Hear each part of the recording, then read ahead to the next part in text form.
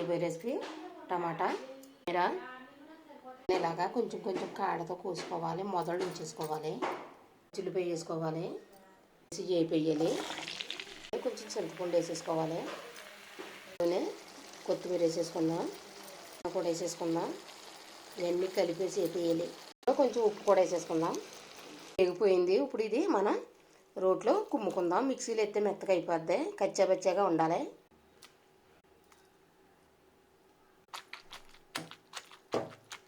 కచ్చాబచ్చాగా నలిగిన తర్వాత ఉల్లిపాయలు వేసుకుని కుమ్ముకోవాలి. తాలింపు వేసేసుకుందాం. ఇప్పుడు